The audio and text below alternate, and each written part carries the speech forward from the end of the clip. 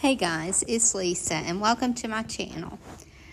Today we're going to make over a few items actually for my studio, and I know I'm going to be needing some storage in there, and I'm not sure what I'm going to put in these yet, but I thought this would be a good set to make over. So the jars are going to be very easy because I want to keep them clear so that I can see into them. I'm going to put labels on them, but I won't really need labels because you'll be able to see into them, but I just like the look of labels. So I'm starting out, because I am going to paint the lids. So I'm starting out cleaning these with alcohol so that my paint will stick well. And then I'm going to give each of these a coat of the product called Slick Stick, and that's a Dixie Belle product. And it just helps, you don't have to use it, but it just helps your paint stick better so when it comes to glass. So I'm going to clean all these and give them a coat of Slick Stick.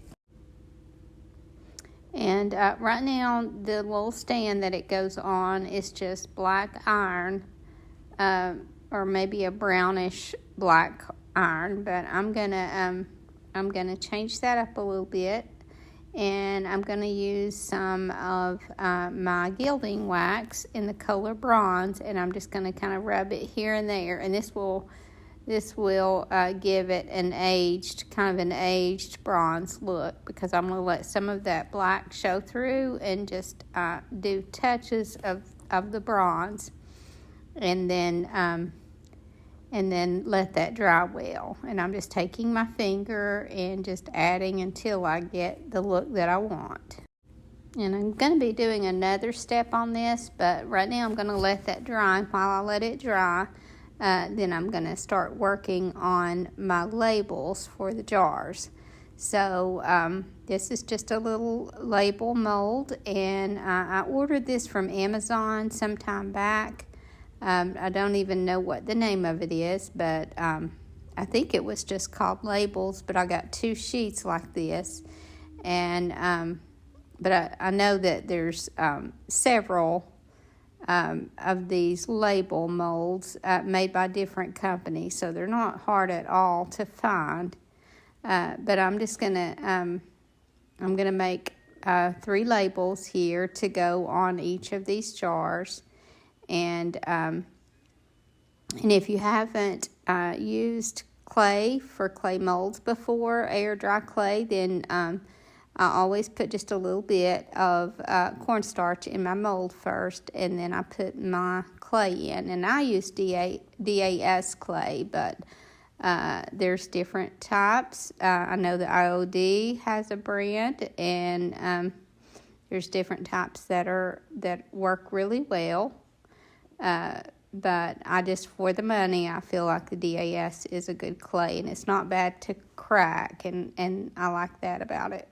But so I'm going to make 3 of these molds, and then I'm going to glue them directly onto the jar before they're dry. And these are flat jars, so I wouldn't have to do that, but it just I'm so used to doing it, because when a jar is round, then obviously you don't want your mold to dry first, because then it won't lay flat on your container.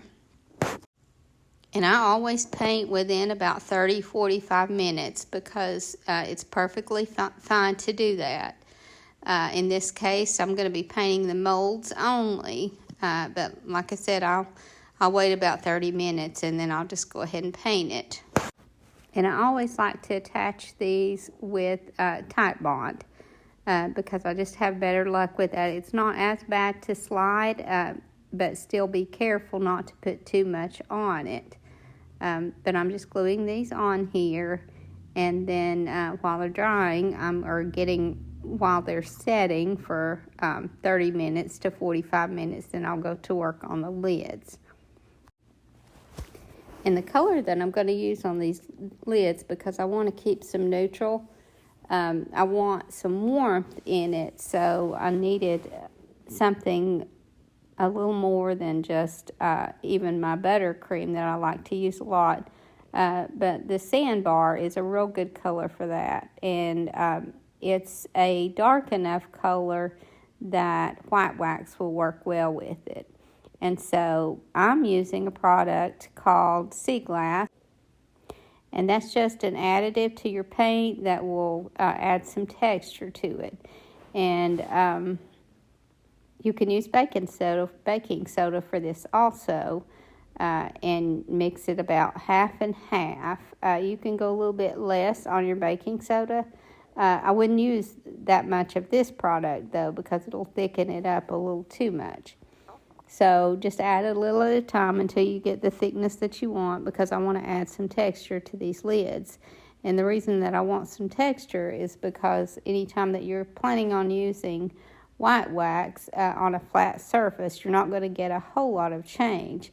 But if you dab some texture on there and then use your white wax, then it'll give it a lot better look. Now, I know that my labels are going to dry white, but I just wanted to make sure that I liked the color of white that they dried. So I'm just taking some of the color cotton, actually, and painting the labels only here. And then once those dry well, then I'm taking my gilding wax here, and I'm using some gold here, and just kind of working around the edges, because as it turns out, I decided to add, I had a floor lamp that I wanted to use in there, and it was gold, and I thought about painting it, but I wasn't sure what color I wanted to paint it, and then my sister gave me a candle that had some gold in it, so I thought I would just work some gold into my vignette. But obviously I'm not going to use a lot because gold's really not my favorite, but I do like little touches here and there. So once I get my labels looking the way I want, then I'm going to take my lids and just add some white wax to them. So I just take my wax brush and work that into all that texture, and it really changes this up a lot. So the colors that I'm going for in this room is the rug that I have is how I determine my colors, and this sandbar, once I put the white wax on it, is actually the background color of my rug. So this is one of the colors that I'm using, and then some blue, and then, like I said earlier, just some touches of gold.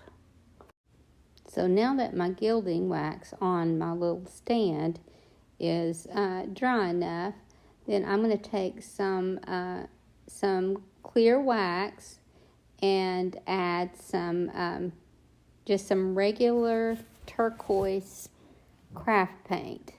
And I just put a few good drops of turquoise in that and mixed it up well, and now I'm going to add the wax to this. Now it's not going to change it up that much, but any places where like in the corners and where the wire is around the front and areas like that, it will have some of that kind of hang out in it. And it just kind of gives it the look that it has some patina on it. And so that's a subtle change, but I feel like it's worth that step. And then my set will be complete. And like I said, I don't really have to have the labels on these because you're gonna be able to see what's inside them. But it did add an extra touch to this. And then the next item that I'm going to be working on is some boxes. So I had these wooden boxes, and I had already painted them white. But I wanted to, I've used them for storage for quite some time, but I wanted to work them into this room.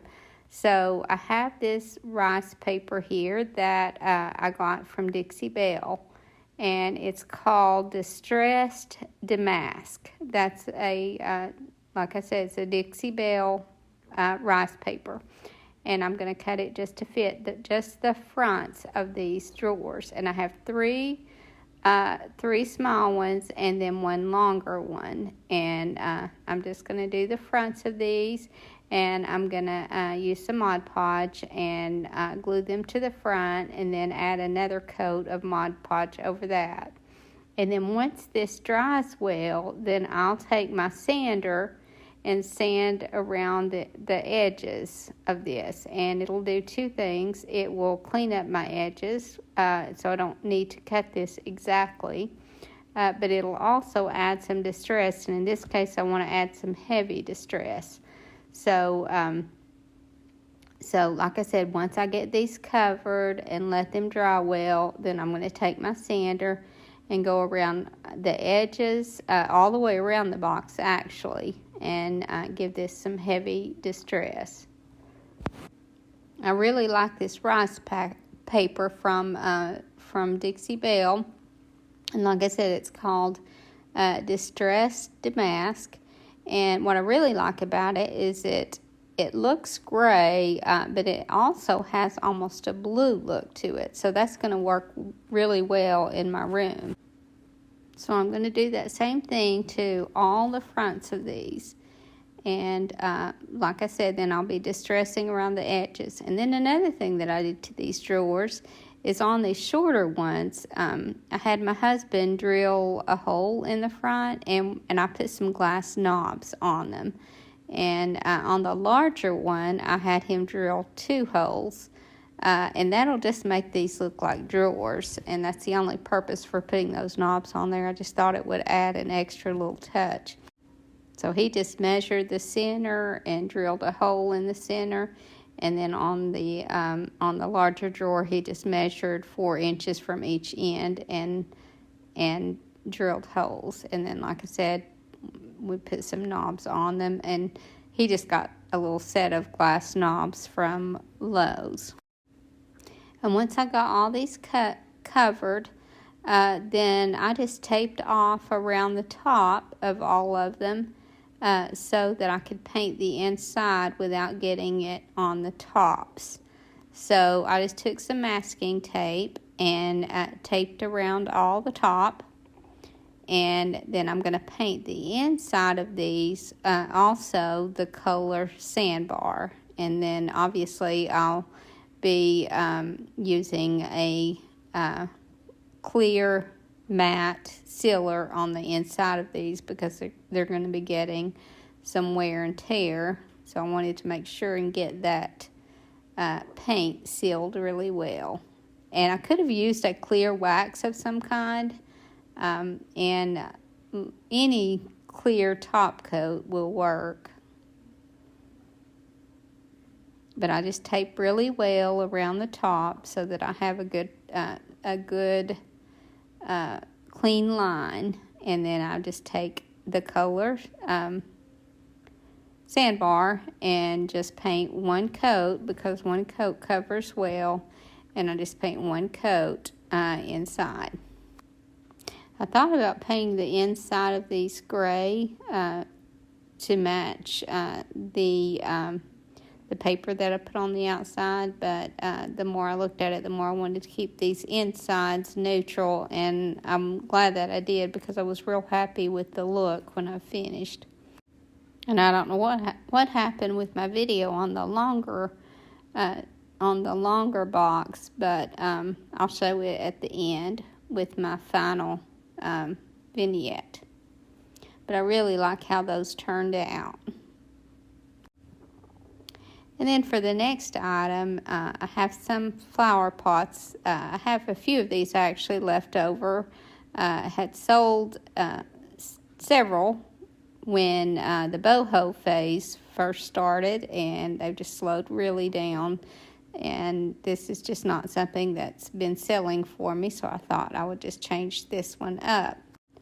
So I'm taking some of that textured paint that I mixed for those lids and am adding, just kind of pouncing that onto this, and so that I'll get it down in all that texture, but then it'll add some additional texture, so that when I do my white wax, it will have a better look. So I just kind of pounced this on all of it. I left the inside the way it was, because this may be used at some point for a plant, although it is going to be used by me.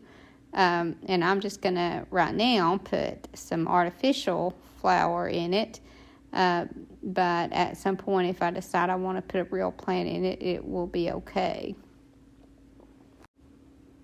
So this only takes one coat because I'm okay with some of the dark showing through. I just feel like it just adds another dimension to it, and it ends up looking really well just putting this one coat on.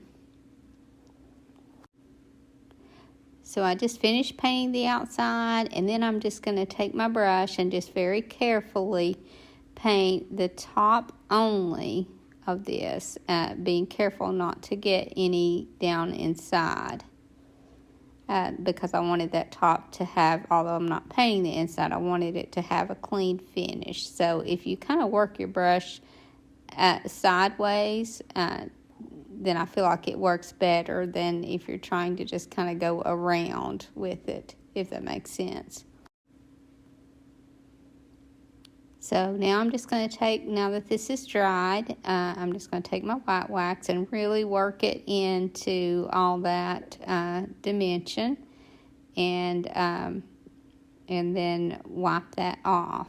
And like I said, any dark that shows, I feel like will just add to the look, and I wouldn't have even minded if the white wax had rubbed some of that, some more of the color off down to more of that black, but it didn't really pull any extra off, and I was still happy with the look that I got. And then on my last video, I did a bird that I wasn't happy with, so I mentioned that I would show it in this one where I added some of the gilding wax to it, and I decided to add some gold gilding wax to this one, just to add a little bit more of that gold touch, and I was really happy with the difference in it, so I'll be showing you that. There's that longer box. I keep wanting to call it drawers, but there's the longer box, and there's my little bird, and I feel like that gilding wax just added so much to that. And as you can see there, that candle in that cloche was my inspiration for adding some of these gold touches. So this is a shelving unit that's in my in the little area, the little studio area. And so this is just a couple of the shelves that, or a few of the shelves that I now have complete, except for deciding what I'm going to put in these containers. But I really like the look of this, and I'll be doing some more in that studio. Actually, my next video, I'll have a few more items that I'm going to be adding.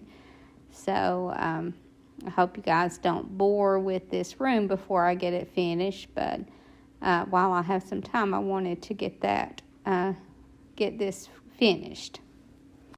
But I hope you guys enjoyed this video, and I hope to see you in the next. Thank you so much for watching. Have a great evening, and God bless you and your family.